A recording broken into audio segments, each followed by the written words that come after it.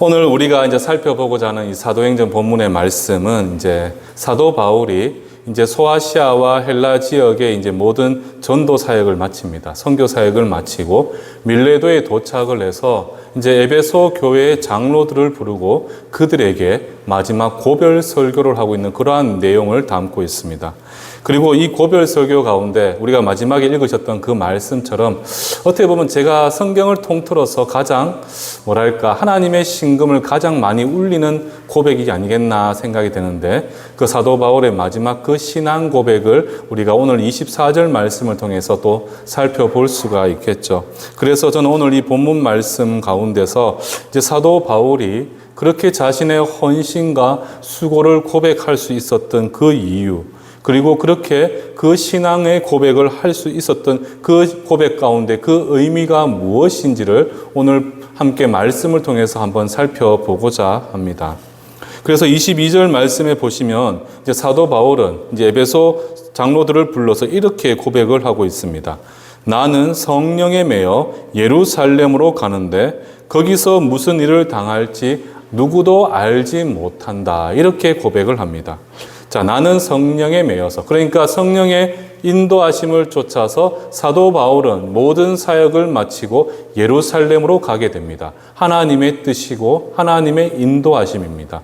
그런데 그곳을 가게 되는데 하나님이 가라 해서 가는데 그곳에서 나는 나에게 어떤 일이 일어날지 알지 못한다. 이렇게 이야기를 하고 있죠. 그러니까 자신에게 닥칠 그 일들이 좀 더 부정적인 의미로 다가온다라는 것을 알 수가 있습니다. 그래서 이게 무슨 말이냐 하면 우리가 성령의 뜻을 쫓아서 그분이 맡기신 거룩한 사명으로 여러 일을 행한다 할지라도 그 일들 가운데는 좋은 결과를 볼 수도 있습니다. 좋은 결과를 맞이하고 맺을 수도 있겠지만 혹은 내 생각과 달리, 그래서 23절 말씀에서 보듯이 내가 심히 환난과 곤란을 겪을 수가 있다라는 사실입니다. 하나님이 가라 해서 가고 하나님이 행하라 해서 그 일을 행하는 그 가운데서도 때로는 그 일 가운데 내가 심히 환난과 곤란과 때로는 그 어려운 일들을 겪을 수가 있다라는 사실이죠. 그런데 여기서 중요한 사실 한 가지는 바로 무엇이냐? 우리가 복음을 전하고 예수를 증거할 때 우리는 그런 어려운 일을 겪을 수가 있겠죠. 결박을 당할 수도 있고 환난을 겪을 수도 있고 심히 세상의 핍박을 받을 수도 있습니다. 그러나 그런 상황 가운데서 우리에게 필요한 것은 바로 무엇이냐?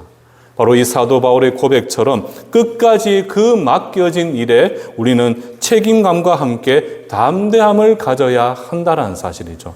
우리에게 맡기신 그 소명과 그 모든 일들 가운데 우리는 끝까지 하나님의 일을 감당하기 위한 그 책임감과 함께 그 일을 하나님의 능력으로 할 수 있음을 믿는 담대함이 우리 가운데 있어야 한다는 사실입니다. 여러분들이 기억하셔야 되는 것은 우리를 당신의 거룩한 자녀로 삼으신 그 이유가 무엇 때문이겠습니까? 크게 두 가지를 들 수가 있죠. 하나는 저와 여러분들을 사랑하셨기 때문에 그 사랑과 자비와 긍휼로 말미암아 우리를 자녀 삼아 주셨습니다. 더불어 한 가지 또 우리를 자녀 삼으신 그 이유가 바로 무엇이냐? 바로 우리로 하여금 거룩한 소명을 주셨기 때문에 거룩한 소명. 그 소명 부르심은 바로 무엇이라는 겁니까? 바로 예수께서 우리에게 맡기신 그 귀한 사명, 땅끝까지 주의 복음을 전하는 그 일을 위해 우리를 당신의 자녀 삼아주시고 당신의 거룩한 백성으로 우리를 불러주셨다는 사실입니다. 사도 바울은 그 일을 위해서 무엇을 했습니까? 환난이 자신을 기다리고 있고 심한 핍박과 곤란이 자신의 앞을 기다리고 막고 있다 할지라도 그 일 가운데 두려워하지 않고 하나님이 주시는 그 담대함으로 끝까지 그 복음을 전하는 그 일에 그는 책임감을 갖고 그 일을 위해 나아가고 있다라는 사실이죠. 저는 우리 사도 바울의 이 고백이 여러분들의 고백이 되어서 어떤 삶의 문제와 시련 앞에서 그것은 내가 하나님 영광을 위해 주의 십자가 복음을 전하는 그 일 가운데 세상에 끊임없는 핍박과 도전이 주어진다 할지라도 우리는 무엇을 가져야 되느냐? 바로 이 사도 바울의 고백, 바로 우리는 끝까지 그 복음을 전하겠노라. 우리는 책임감을 가져야 되고 그리고 그 가운데 하나님이 하시는 것이지 내가 하는 일이 아니라는 그 사실을 기억하고 담대함으로 우리는 그 일 가운데 나아갈 수가 있어야 합니다. 따라서 우리가 오늘 본문 말씀 가운데 우리가 예수를 그렇게 증거하고 복음을 전하게 될 때 오늘 본문을 보시면요, 사도 바울은 크게 우리로 하여금 두 가지 사실을 명심할 것을 우리에게 이야기를 하고 있는데, 그래서 첫 번째로 무엇을 이야기하느냐, 19절 말씀에 보면 이렇게 이야기를 하고 있습니다. 모든 겸손과 눈물이며 유대인의 관계로 말미암아 당한 시험을 참아라, 이렇게 우리에게 이야기를 합니다. 이해되시겠습니까? 모든 겸손과 눈물. 그러니까 첫 번째 우리로 이야기하는 것은 바로 무엇이냐? 우리가 복음을 전하는 그 일, 그리고 주의 백성을 섬기는 그 일 가운데 우리는 겸손과 눈물, 이것은 의미하는 것이 다른 게 아니죠. 온 전심으로 그 섬김의 자리에 서야 된다. 이렇게 사도 바울이 우리에게 이야기를 합니다. 그러니까 예수를 전합니다. 그리고 예수를 전하고 그 백성들을 섬깁니다. 그 섬김의 자리, 그 헌신의 자리에 우리는 어떠한 마음과 어떠한 각오로 나아가야 되느냐? 바로 온 전심을 다해서, 온 마음을 다해서 우리는 그 섬김과 헌신의 자리에 나아가야 된다는 사실이죠. 제가 앞에서 소명에 대해서 말씀을 드렸잖아요. 부르심, 하나님의 그 부르심의 가운데는 무엇이냐? 그 부르심의 의미는 바로 무엇이냐? 우리가 해도 그만, 안 해도 그만이 아니라는 거예요. 하나님의 부르심은 마땅히 우리가 해야 되는 참된 성도의 본분인 것이고, 그 가운데 우리는 어떠한 마음으로 온 전심을 다해서, 전심으로 우리는 그 섬김의 자리, 복음을 전하는 그 헌신된 자리에 우리는 나아갈 수가 있어야 하는 것입니다. 이것은 하나님께서 우리를 부르신 이유이고 목적이 된다라는 사실이죠. 한 영혼을 살리고 그 영혼을 세우는 그 일에 예수의 심장을 갖고 그 예수의 마음으로 수고와 노력을 감당해야 한다라는 사실이죠. 그리고 우리에게 또 무엇을 이야기하고 있느냐? 참아라, 그리고 인내해라, 이렇게 우리에게 이야기를 합니다. 참아라, 인내해라. 눈물과 겸손으로 전심을 다해 우리가 섬김의 자리에 나아가는데, 그 섬김의 자리는 어떤 자리이냐? 우리가 참고 인내해야 하는 자리가 된다. 그래서 유대인의 관계로 이렇게 이야기하고 있죠. 유대인의 관계로. 그러니까 복음을 전하는 그 자리에는 어떻습니까? 반드시 회방꾼, 방해자가 있다라는 사실이에요. 여러분들, 우리가 하나님의 복음을 전한다는 것은 결국 하나님 나라가 확장되어지는 걸 의미하잖아요. 그렇다면 반대급부로 우리가 하나님의 나라가 확장되어지면 또 무엇이 줄어들고 있겠습니까? 사단의 영역이 줄어드는 거나 마찬가지입니다. 그러니까 사단은 길을 쓰고 어떻게 하겠습니까? 우리가 복음을 전하는 그 일을 방해할 수밖에 없다라는 사실이죠. 그리고 사단도 영적인 존재이기 때문에 세상의 방법을 통해서 우리를 방해할 수밖에 없고, 오늘 성경은 무엇을 이야기하느냐? 바로 유대인의 관계를 이야기합니다. 유대인의 관계. 그러니까 유대인의 관계를 통해 온갖 거짓과 술수로 방해한다 할지라도 우리는 어떻게 해야 된다는 겁니까? 참고 인내해라. 그 복음을 전하는 그 일에 우리는 끝까지 참고 인내해라. 그리고 뭐라고 이야기합니까? 유익한 것은 무엇이든지, 그러니까 이 유익한 것은 다른 게 아니라 무엇이겠습니까? 영생의 길이 되는 이 예수 그리스도겠죠. 이 예수 그리스도를 어느 자리에서든지 무엇을 하든지 우리는 그 상황 가운데 거리끼지 말고 담대히 그 예수를 전하고 가르쳐야 된다. 이렇게 우리에게 말씀을 하고 있습니다. 가르치고 전하는 것. 바로 이것이 우리를 부르신 소명이 된다는 사실이죠. 그런데 우리가 20절 말씀 한번 넘겨주시겠습니까? 여기 20절의 말씀에 보시면 중요한 포인트가 바로 무엇이냐? 단순히 전하는 것으로 끝내서는 안 된다는 사실이에요. 많은 사람들이 우리가 복음을 전하고 선교하는 그 일에 핵심을 어디에 두고 있느냐? 우리는 전하는 데에 집중을 합니다. 물론 전해야 되는 것은 최우선 순위가 맞습니다. 그런데 지금 사도 바울은 우리에게 무엇을 이야기하고 있습니까? 단순히 전하는 것으로 그치지 말고 무엇을 하라고 이야기합니까? 가르쳐라, 이렇게 이야기하고 있죠. 헬라어로 디다스코라고 이야기하는데 가르쳐라, 이렇게 우리에게 이야기를 합니다. 우리가 사도행전을 잘 살펴보시면요, 사도 바울도 그렇고 베드로도 그렇고 여러분들 사도들이 복음을 전하고 나서 공통적으로 하는 일들이 있습니다. 그것이 바로 무엇이겠습니까, 여러분들? 바로 복음을 전하는 것으로 그치는 것이 아니라 그 성도들을 제자화했다는 거예요. 제자화했다는 거. 단순히 복음을 전하는 것에 그치지 않고 복음을 전하고는 시간을 두고 회당에서나 아니면 가정교회에서나 계속해서 성도들과 교제를 나누고 바로 예수의 십자가 복음을 그들에게 가르치게 되었다라는 사실이죠. 바로 하나님의 성경을 통해서 성경을 근거로 해서 그 예수님이 누구이신지, 자신이 전한 그 예수가 누구이신지, 그리고 그분은 우리를 위해서 무엇을 하셨고 이후에 무엇을 하실 분이신지, 그리고 우리는 어떻게 되는 것이고 우리의 신분은 어떻게 변화를 입게 되는 것인지 정확하게 그 성경의 말씀을 가르쳤다라는 것이죠. 그 예수를 가르침을 통해서 정확하게 그 성도들이 단순히 그들이 들은 그 복음이 무엇인지를 정확하게 깨달아 알 수 있도록 끊임없이 그 성도들에게 가르쳤다. 그것을 지금 사도 바울이 우리에게 이야기를 합니다. 자신이 전한 그 복음 찬찬히 하나하나 가르쳐서 하나님이 우리의 삶의 주인이 되시고 그 진리에 대한 정확한 이해와 확신을 갖게 하고, 그래서 아무리 세상에 거친 풍랑이 우리에게 다가온다 할지라도 흔들림 없이 주 하나님 한 분만을 붙들며 의지할 수 있도록 만드는 것, 그 일을 위해서 무엇을 하라는 겁니까? 그 성도들에게 끊임없이 가르칠 것을 우리에게 말씀하고 있습니다. 그렇게 사도 바울뿐만 아니라 사도들은 어떻습니까? 바로 말씀, 성경을 가르치는 그 일에 그들은 몰두하게 되었다는 사실이죠.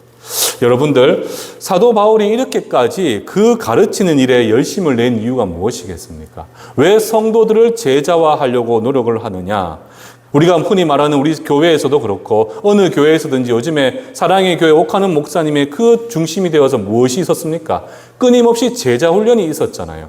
이렇게 제자 훈련이 우리에게 되지 않으면 우리는 말씀 앞에서 절대 겸손할 수가 없다는 사실이에요. 우리가 단순히 전해 들은 그 복음에 대해서 정확하게 이 복음이 무엇이고 성경의 말씀을 공부하지 않으면 우리는 어떤 문제가 생기느냐? 바로 이 하나님 말씀 앞에 겸손할 수가 없다는 사실입니다. 겸손할 수 없으면 어떤 문제가 생기겠습니까? 바로 자신의 소견에 옳은 대로 하나님의 거룩한 뜻이 아니라 내 생각과 내 소견에 옳은 대로 이 하나님의 말씀을 이해하고 해석할 수밖에 없다라는 사실이죠. 결국 이렇게 통해서 어떤 문제가 생깁니까? 수많은 이단들이 생겨나게 되고 자신의 소견에 옳은 대로 행하는 그러한 일들이 끊임없이 교회 안에 일어날 수밖에 없다라는 사실이에요. 그리고 우리가 전심으로 주를 의지하려는 눈물이 없으면, 눈물과 무릎으로 주님 앞에 나아가지 않게 되면 어떤 일이 일어나겠습니까?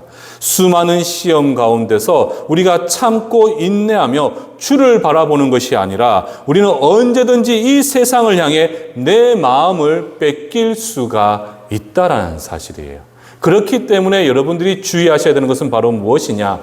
내가 어떤 한 영혼을 책임진다고 보았을 때 그 영혼에게 단순히 예수가 누구이십니다라고 전하는 것에 그치는 것이 아니라 그 예수에 대한 정확한 이해와 해석을 그들에게 온전히 가르쳐 주어서 그 하나님의 말씀을 토대로 세상의 수많은 핍박과 도전 앞에서도 그들이 흔들림 없이 하나님 한 분만을 바라보며 의지할 수 있도록 우리가 그들을 돕고 섬겨야 된다는 사실이죠. 그렇기 때문에 사도 바울이 우리에게 무엇을 이야기했느냐? 그 섬김의 자리, 그 가르치는 그 헌신의 자리에 우리는 전심으로 그 자리에 나아갈 수가 있어야 되는 것이에요. 그래서 우리가 한 영혼이 천하보다 귀하다는 그 사실을 우리가 깨닫게 된다면 우리는 그 영혼을 세우는 그 일에 어떻게 해야 됩니까? 전심으로 우리가 가진 모든 것을 통해서 그들을 섬기고 그들에게 복음을 전하고, 그리고 그 복음이 아름다운 결실을 맺을 수 있도록 그들에게 끝까지 그 복음을 가르치는 일에 우리는 매진하고 노력을 해야 한다는 사실입니다. 그래서 우리가 한국교회 여러분들, 한국교회가 이렇게 크게 성장할 수 있었던 이유는 바로 무엇이냐? 80년대, 90년대, 그 90년대 시간을 거쳐서 지금의 한국교회가 세워질 수 있었던 그 이유는 바로 무엇이냐? 바로 우리 교회 가운데 제자 훈련이 있었기 때문이라는 제자 훈련. 단순히 강대상에서 선포되어지는 이 말씀 가장 중요한 메시지입니다. 그러나 이 메시지만으로는 나의 궁금증, 나의 의구심, 이 복음에 대한 정확한 이해를 가질 수가 없다라는 사실이죠. 그래서 우리는 무엇을 해야 되겠습니까? 끊임없이 말씀이 가르치는 자리에 여러분들이 나아오셔야 된다는 거예요. 그래서 창세기부터 요한계시록에 이르기까지 이 하나님의 말씀이 누구를 가르치고 무엇을 이야기하는지를 정확하게 여러분들이 알고 있을 때 끊임없이 사단이 우리의 마음을 우는 사자와 같이 움켜잡으려 하고 이 영적으로 혼탁한 세상 가운데 우리를 흔들려고 해도 우리가 진리의 말씀을 붙들고 있기 때문에 어떤 흔들림 속에서도 우리는 결코 무너지거나 좌절하거나 낙심할 일이 우리에게 주어질 수가 없다는 사실입니다. 그래서 여러분들은 기억하셔야 됩니다. 항상 여러분들은 무엇을 하셔야 되겠습니까? 여러분들이 누군가에게 복음을 전하고 그 전한 복음이 뿌리를 내려 아름다운 결실을 맺도록 하기 위해서 가르치려면 여러분들이 어떻게 하셔야 되겠습니까? 가르칠 수 있는 자격을 갖추셔야 돼요. 그것을 위해서 다른 게 아니라 여러분들은 말씀에 전무하셔야 됩니다. 오직 말씀. 그래서 우리가 종교개혁가들이 끊임없이 외쳤던 것이 바로 무엇입니까? 오직 성경. 오직 성경만이 진리이고 생명이라는 사실을 우리에게 솔라 스크립투라 끊임없이 이야기를 했던 이유가 거기에 있는 거예요. 여러분들은 오직 성경만이 참된 진리이며 하나님의 말씀이라는 사실을 기억하고 그 말씀을 깊이 묵상하고 그 말씀을 깊이 깨닫기 위해 노력하셔야 된다는 겁니다. 그렇게 말씀을 배우고 말씀을 공부하고 정확한 진리에 대한 이해와 확신을 여러분들이 가지고 그 가운데 여러분들이 무엇을 하셔야 되겠습니까? 세상을 나가 또 아니면 내 주위에 사랑하는 내 가족들에게 복음을 전하고 그 복음이 무엇인지를 가르칠 수 있어야 된다는 사실이죠. 이게 바로 제자화입니다. 제자화. 저는 우리 성도님들께서 바로 이 한 사람 한 사람 모두가 사도 바울과 같은 그러한 각오와 그러한 마음을 가지길 소망합니다. 여러분들 한 사람을 통해서 이 지역이 변화될 수가 있습니다. 여러분들 한 사람을 통해서 이 영적 불모지이고 어떻게 보면 전국에서 가장 영적으로 타락한 혼탁한 지역이 이 석적 지역이라고 이야기를 하잖아요. 이 영적으로 악한 지역 가운데 이 지역이 영적 예루살렘이 되기 위한 그 길은 바로 무엇에 달려있느냐? 여러분들 한 사람 한 사람이 사도 바울과 같이 전심으로 그 섬김과 복음의 자리에 나아가고 더 나아가서 여러분들 한 사람 한 사람이 복음에 대한 정확한 이해를 가지고 그들에게 가르치고 그 아름다운 복음의 씨앗이 결실을 맺도록 하게 될 때 그때 어떤 일이 일어나게 되느냐? 저는 우리 성도들 자꾸 부흥 이야기하죠. 수적인 부흥을 이야기하는데 그 부흥은 바로 여러분들이 이런 수고와 헌신 가운데 이 지역이 변화되게 될 때 바로 그런 놀라운 축복이 저와 여러분들 그리고 이 충성교회 가운데 부어지게 될 것입니다. 그래서 여러분들은 무엇을 하셔야 되겠습니까? 사도 바울처럼 전심으로 그 자리를 나아가십시오. 그리고 무엇을 하셔야 되느냐? 가르치는 일에 최선을 다하셔야 된다는 사실입니다. 근데 참 안타까운 사실은요. 우리는 말씀을 듣고 아는데 이게 실천이 참 안 돼요. 그렇죠? 복음을 전해야 되는 것 알고 있고 하나님이 나를 부르신 소명이라는 거 알고 있는데 참 그게 안 되더라는 거예요. 그래서 제가 예전에 이제 제가 부목사로 제가 청년부를 보냈던 그 내일교회 지금은 담임 목사님이시죠. 이간현 목사님이 항상 저에게 하셨던 말씀이 뭐냐면 아니 목사님 대구에 그분이 서울에서 내수동 교회를 섬기시다가 대구에 내려오셨잖아요. 정말 탁월하신 분인데 그분이 대구에 오신 이유가 모든 걸 포기하고 자신이 신학을 할 때 가졌던 그 포부가 있었대요. 이 지역의 모든 복음화를 통해서 모든 내 백성들이 나에게 말씀을 들은 내 제자들이 사도 바울과 같이 복음을 전하는 그 일에 최선을 다하게 만들겠다.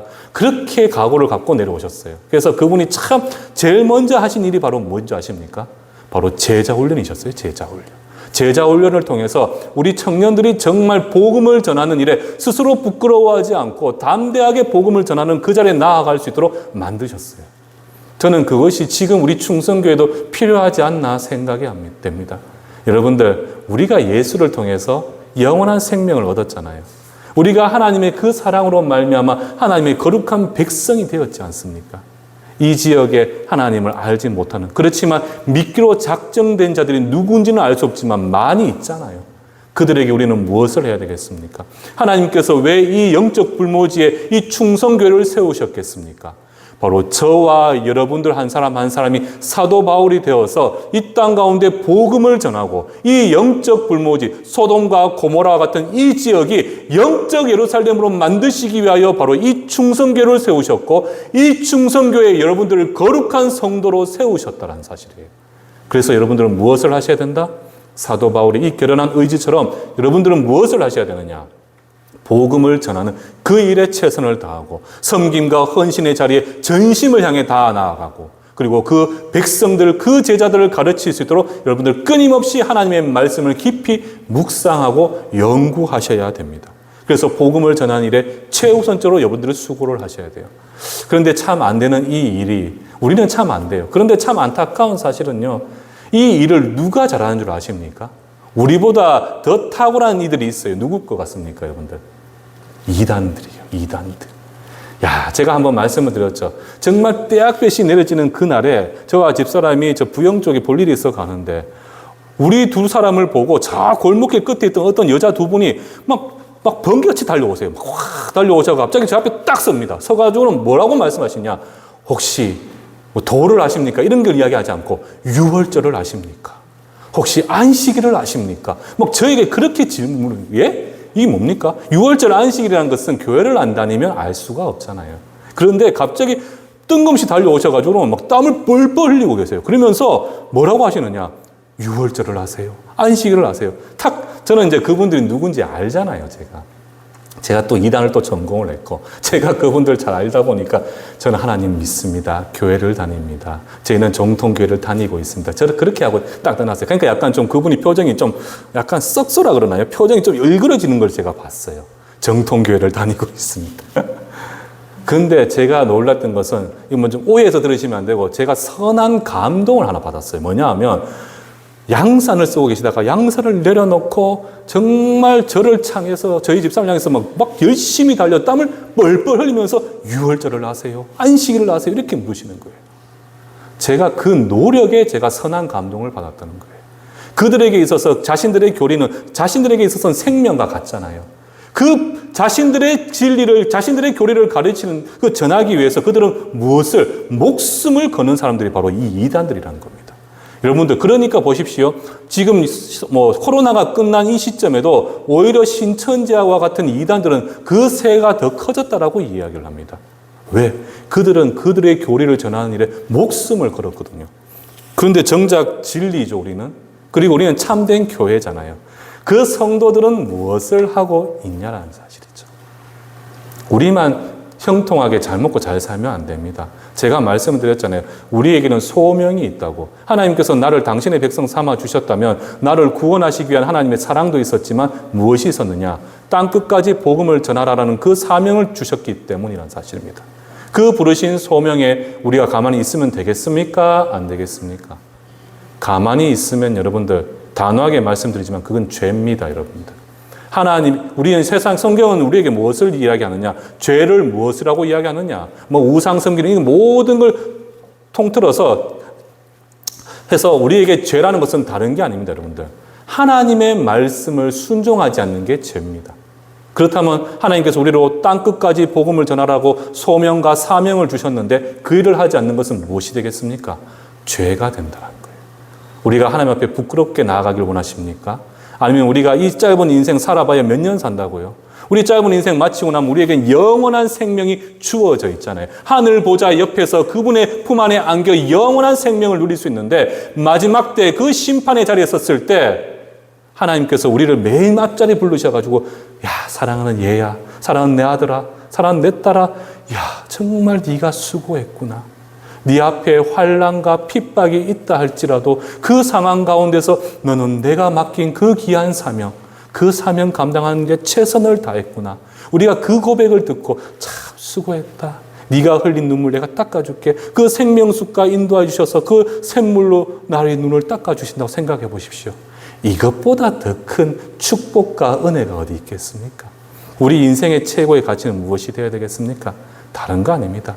예수를 믿고 내가 잘 먹고 잘 사는 것이 아니라 우리는 예수께서 걸어가신 그 십자가의 도를 온전히 걸어가고 그 가운데 맡기신 그 생명의 말씀을 선포하며 예수 그리스도를 증거하는 삶을 살아가는 것, 그것이 바로 우리 인생이 주어진 목적이고 우리 삶의 최고의 가치가 된다라는 사실이죠.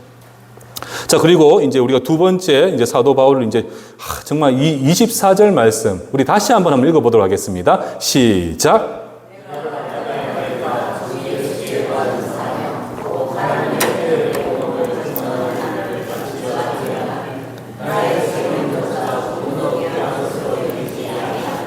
아멘.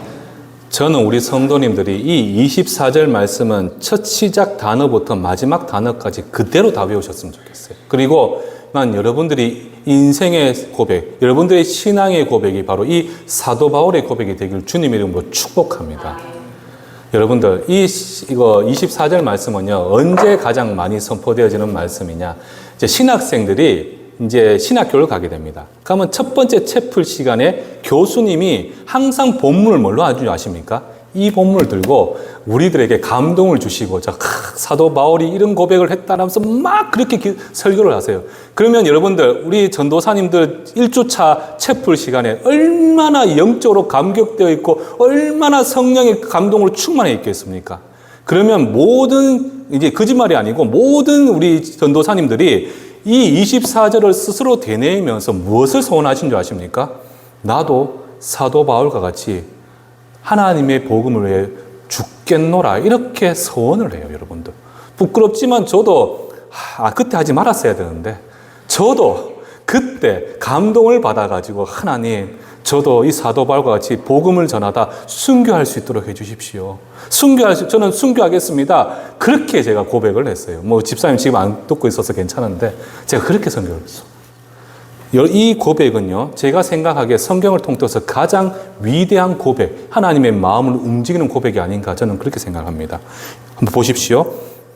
내가 달려갈 길, 이거 내가 마땅히 해야 되고 가야 하는 길이잖아요. 마땅히 내가 해야 되는, 우리 영어로 따지면 must, 해야 되는 거잖아요. 그런데 그 길은 바로 무엇이라는 겁니까? 주 예수께 받은 사명, 우리를 부르신 소명, 목적이 되는 거죠.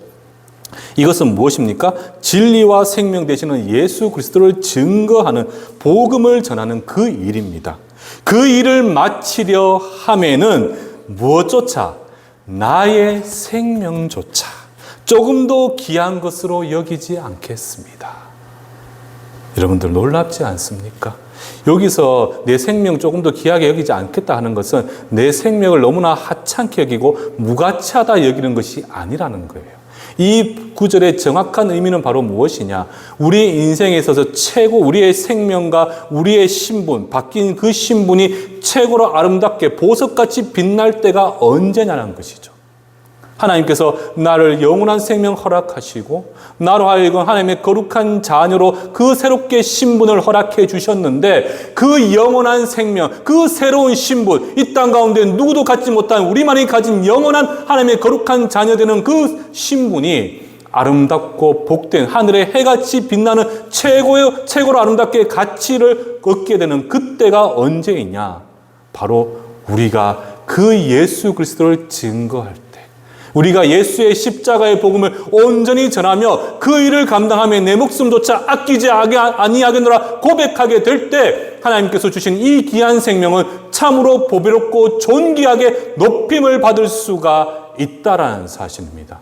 우리에게 주어진 이 귀한 생명, 이 생명을 아끼지 아니할 때는 언제가 되어야 되느냐? 바로 예수의 십자가 복음을 전하고 이 땅 가운데 나를 위해 죽으신 그 예수 그리스도를 증거하는 삶을 살아가게 될 때, 그때서야 가장 아름답고 복되고 보배로운 가치를 얻을 수가 있다라는 사실이죠. 사도 바울은요, 지금 그 사실을 우리에게 가르쳐 주고 있는 것입니다. 실제로 이 고백 뒤에 어떤 일이 일어나게 됩니까? 그는 예루살렘에서 환란이 있을 것이다, 결박과 핍박이 있을 것이라는 사실을 알고도 그는 예루살렘에 갑니다. 그리고 우리가 지금 새벽에서 계속 사도행전을 배우고 있잖아요.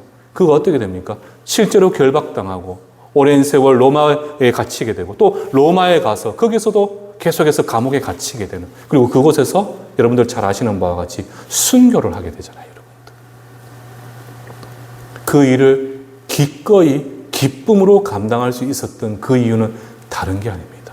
바로 하나님께서 주신 그 사명과 소명을 깨달아 알고 있기 때문에 우리는 그 자리에 전심으로 나아가야 되고 한 영혼을 정말 천하보다 귀하게 여길 줄 알아야 되고 우리에게 우리를 부르신 그 이유는 그들에게 예수를 증거하는 것이라는 것을 알고 있기 때문에 그는 그 일을 함에 있어서 어떤 핍박과 시련 앞에서도 담대히 그 앞에 나아갈 수가 있었다는 사실이죠.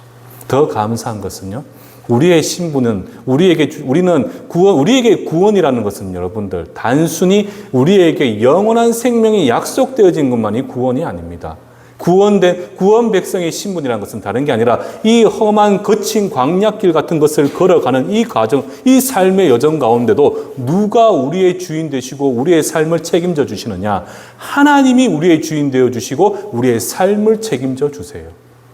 그렇기 때문에 우리가 사도행전을 통해서 계속해서 알 수 있는 건 무엇입니까? 매 순간순간 시련과 고난이 닥쳐와도 사도 바울은 어떻습니까? 그 상황을 오히려 하나님의 은혜로 말미암아 승리의 삶을 살아낼 수가 있었다는 거예요. 매 순간순간 보이지 않는 그 하나님의 은혜의 손길, 그 에베네셀의 손길로 그 상황을 지켜주시고 그로 하여금 강한 방패 높은 산성이 되어주셔서 사도 바울로 하여금 끝까지 자신에게 주어진 그 사명을 감당할 수 있도록 하나님께서 끝까지 그 길을 지켜 보호해 주셨다는 사실입니다. 우리가 이 땅 가운데 복음을 전할 때 사랑하는 내 가족과 사랑하는 내 친지와 이웃들에게 복음을 전할 때 때로는 우리의 힘으로 감당치 못하는 수많은 어려움이 주어질 수도 있습니다. 그러나 여기서 우리는 두 가지를 기억하셔야 돼요. 그렇지만 그럼에도 불구하고 우리는 끝까지 그 복음을 전하는 그 일에 최선을 다해야 됩니다. 그리고 두 번째, 그 가운데 나의 힘으로 그 복음을 전하는 것이 아닙니다. 누구의 힘으로 그 일을 감당하느냐? 바로 내 안에 내주하고 계시는 성령 하나님의 그분의 도우심과 그분이 주시는 힘과 능력을 통해서 우리는 그 사명을 감당할 수가 있다라는 사실이에요. 그래서 여러분들 기억하십시오. 복음을 전하고 가르치는 것까지는 제 몫이지만 우리 몫이지만 그 뒤에 그 영혼을 바꾸시는 일은 누구의 몫이라는 겁니까? 하나님이 하실 일이에요. 하나님이 하실. 우리는 가라 하면 가면 되는 것이고 하라 하면 하면 되는 것이에요. 우리는 그렇게만 하면 되잖아요. 우리에게 뭐 더 크고 많은 것을 바라고 계신 분도 아니십니다. 우리가 얼마나 연약하고 부족한지 이미 알고 계시는데. 여러분들, 저는 바로 이 사도 바울의 고백, 그 사도 바울의 삶의 여정이 여러분들의 고백과 여러분들의 삶의 여정이 되길 주님의 이름으로 축원합니다. 여러분들, 우리가 전심으로 이 일을 감당해야만이 지금 이 칠곡 석적이 변화될 수밖에 없어요. 우리 주위에 얼마나 친지들과 가족들 중에 믿지 않는 분들 많이 계시잖아요. 그리고 이 지역이 얼마나 영적으로 타락한 지역입니까? 제가 이 지역에 이제 부임한 지 1년, 우리 교회 부임한 지 1년 됐습니다. 그런데 제가 1년 동안 아직까지 제가 이해가 되지 않고 납득이 되지 않는 게 뭔 줄 아십니까? 당장에 대구만 가봐도요. 그리고 제가 서울에 학교 다니니까 서울을 가봐도요. 이런 데는 교회 문 앞에 교회가 세워져 있어요. 교단이 다른 교회들.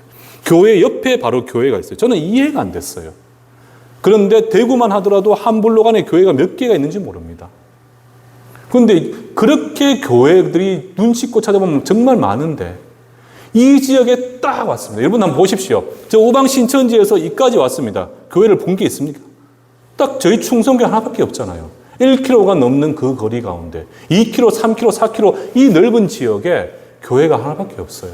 제가 이 지역에 교회를 숫자를 세려보니까 채 몇 개가 되지 않습니다. 이 넓은 지역에 이 많은 인구가 있는 곳에 정말 하나님 보시기에 얼마나 통탄하실 일입니까?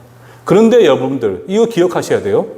그런 영적 불모지에 왜 충성교회를 세우셨겠습니까? 그리고 여러분들을 왜 충성교회 이름 안에 여러분들을 거룩한 성도로 세우셨겠습니까? 다른 게 아닙니다. 그래, 죽어가는 수많은 사람들 보면서 오예, 나는 천국 가는구나, 나는 행복하구나, 나는 기쁘구나, 나는 형통하겠구나 이렇게 살아가라고 여러분들에게 이곳에서 당신의 거룩한 백성을 부르셨겠습니까? 아니에요, 여러분들. 여러분들 한 사람 한 사람이 누가 되기를 바라고 계시느냐? 여러분들이 바로 사도 바울이 되기를 바라고 계신다는 거예요. 하나님의 거룩한 진리의 말씀을 듣고 그 말씀 가운데 하나님의 거룩한 온전한 그 심령 가운데 끝까지 죽기까지 그 사명을 감당할 수 있도록 우리를 부르셨고, 그래서 우리가 이 지역 가운데 예수를 전하고 참된 진리의 도를 전하게 되어서 이 지역이 하나님의 거룩한 백성들로 가득 차고 넘치게 될 때 바로 영적 불모지였던 이곳은 영적 예루살렘 시온이 될 것이고, 그 가운데 우리 충성교회는 자연스럽게 수적인 영적인 거룩한 부흥을 이루어낼 수가 있다는 사실입니다. 우리로 하여금 부흥을 계속해서 말로 하실 필요가 없습니다. 여러분들, 지금 당장이라도 복음을 들고 나가 전하십시오. 그렇게 될 때 그 전하는 것은 우리지만 그 뒤에 역사하시는 성령님의 역사하심을 통하여 믿기로 작정된 수많은 사람들이 우리 충성교회로 오게 될 것이고, 함께 그들과 함께 이 지역 가운데 거룩한 교회를 세워나갈 수가 있을 것이며, 여러분들을 통하여 이 지역이 죽게 돌아오게 되는 놀라운 역사가 일어나게 된다는 사실입니다. 우리가 역사를 보면 알 수 있잖아요. 우리 구한말 보십시오. 수많은 선교사님들이 그들의 피와 눈물과 기도로, 그들의 희생과 그들의 순교를 통해서 지금 그들이 하나의 미랄이 되었기 때문에 어떤 일이 났습니까? 바로 지금의 한국교회가 이렇게 부흥의 자리에 설 수가 있었지 않습니까, 여러분들? 혹시 여러분들 루비 캔드릭 들어보셨죠? 제가 아주 예전에 한번 언급한 적이 있어요. 루비 캔드릭 선교사님. 여자 선교사님이고 20대 중반에 이 땅에 한국에 오신, 조선에 오신 지 채 몇 달이 되지 않아 순교하신 분입니다. 병으로. 그런데 그분이 이 땅에 오셔서 끊임없이 외쳤던, 그뿐만 아니죠. 다른 모든 선교사님들이 끊임없이 외쳤던 것은 바로 무엇이냐? 나는 이 복음을 전하는 그 일을 마치려 하면 내 목숨 조금도 아끼지 아니하겠습니다. 그 신앙의 고백을 가지고 그들은 그 순교의 자리에 당당히 걸어갔다는 거예요. 그들의 눈물, 그들의 목숨이, 그들의 희생이 하나의 미랄처럼 이 땅에 심겨졌고, 그 씨앗이 썩어짐을 통해서, 죽어짐을 통해서 어떤 결과가 일어났냐? 아름다운 뿌리를 내리고, 그리고 이 튼튼하고 멋진 한국교회라는 이 거룩한 나무가 세워질 수가 있었다는 사실이에요. 루비 캔들이라는 선교사님은 감리교 선교사님이에요. 20대 중반의 젊은 여인이었습니다. 그 젊은 여성, 우리 지금 생각하면 우리 청년들하고 나이 똑같잖아요. 그 젊은 청년이 태평양을 건너서 이 땅 가운데 복음을 전하겠노라고 왔습니다. 그런데 그분은 병이 들어서 죽게 되었어요. 그 어머니에게 쓴 편지가 있습니다. 뭐 아시는 분들은 아실 거예요. 그 편지 내용 보면요, 눈물이 날 수밖에 없는 고백이에요. 그런데 더 안타까운 건 뭔지 아십니까? 한 달 정도 배를 건너가지고 그 미국에 전달되잖아요. 그 당시는 편지가. 그 편지를 받은 그 전날에 그 선교사님은 조선 땅에서 순교를 해요. 어머니가 편지를 받을 때. 얼마나 슬프겠습니까? 그런데 그 희생과 눈물, 그런데 그 우리 루비 캔들 선교사님은 지금 양화진, 서울의 양화진에 묻혀 계시는데, 그분의 묘비명에는 뭐라고 적힌 줄 아십니까? 묘비에? 나에게 1000개의 생명이 주어진다면 그 모든 생명을 조선을 위해 바치겠습니다. 여러분들, 적어도 정말 죽을 수밖에 없는 우리에게 하나님의 은혜 가운데 우리를 백성 삼아 주시고 자녀 삼아 주셨고, 우리를 하나님의 거룩한 생명 허락하셨잖아요. 그렇다면 우리도 무엇을 하셔야 되겠습니까? 이 루비 캔드릭 선교사님과 같이 지금 내가 거주하고 있는 이 칠곡을 향해, 이 구미를 향해 나에게 또 다른 생명이 주어진다면 나는 이곳을 위해 내 생명을 바치겠습니다. 이런 고백이 우리에게 있어야 되지 않겠습니까?